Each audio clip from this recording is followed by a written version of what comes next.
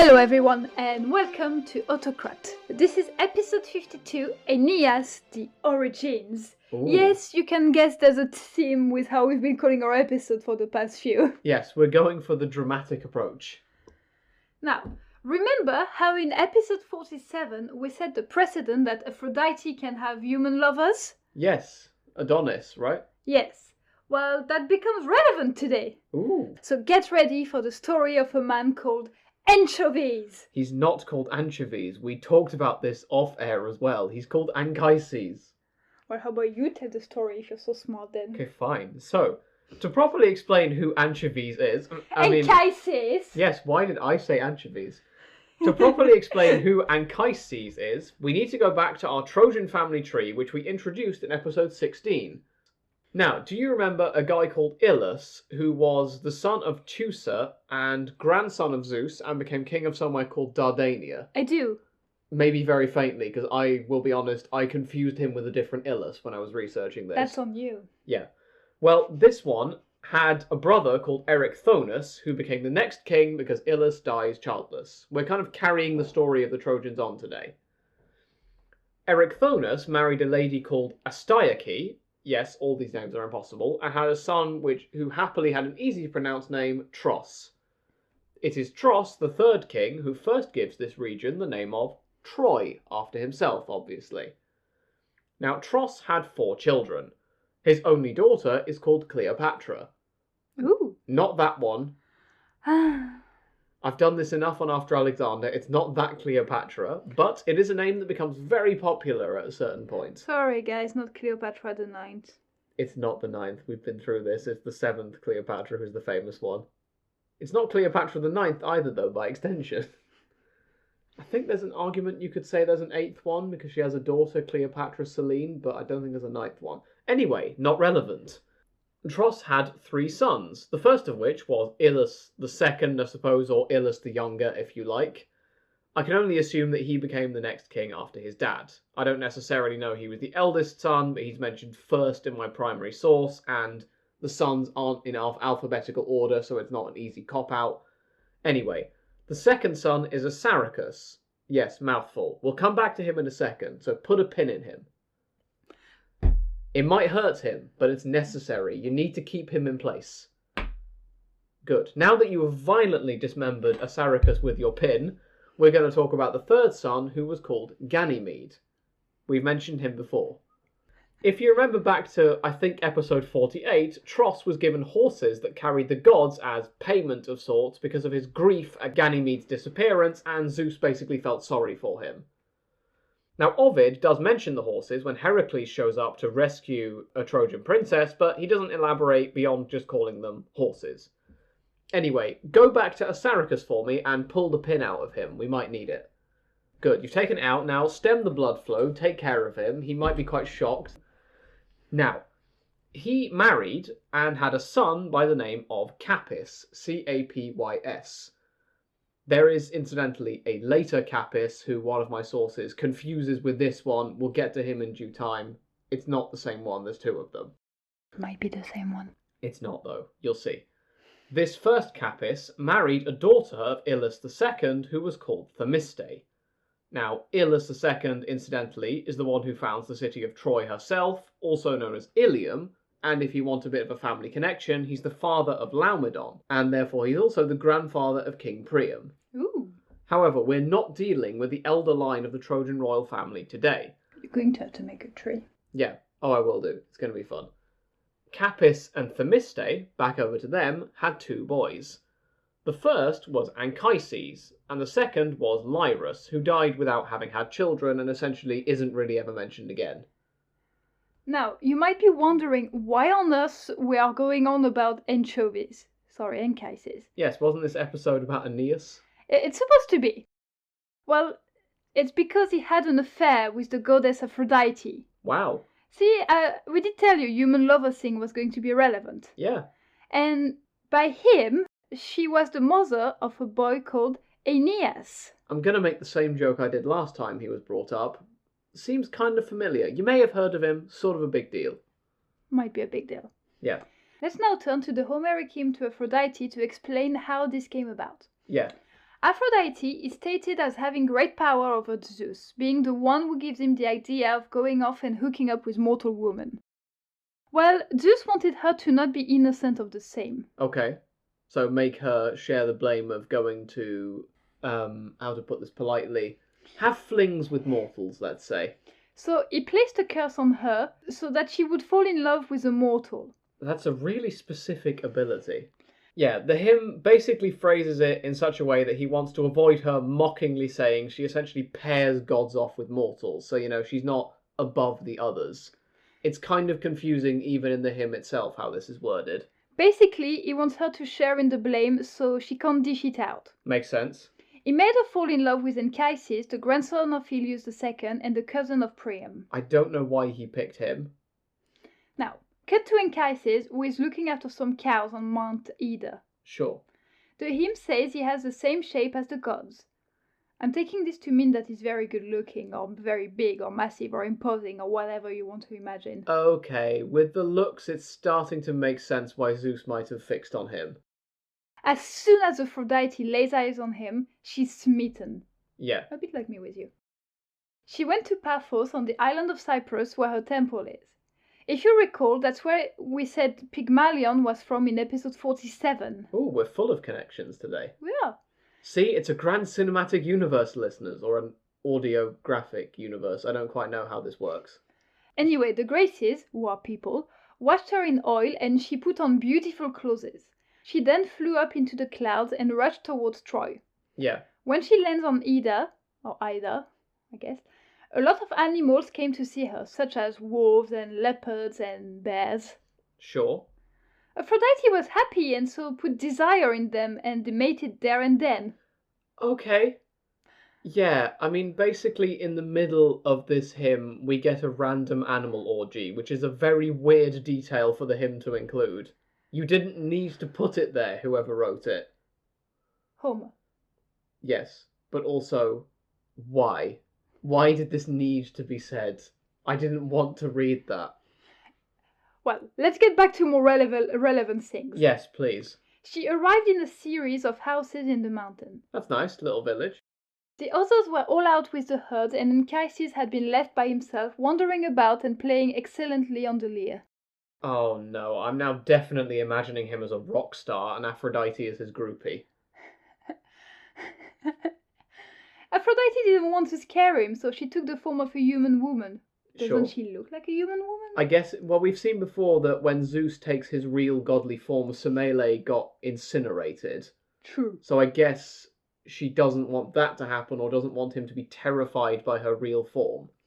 It's a bit like how in the biblical narrative, angels always say, do not be afraid whenever they show up. Anchises saw this beautiful and richly clad woman and was immediately smitten by her. Yeah.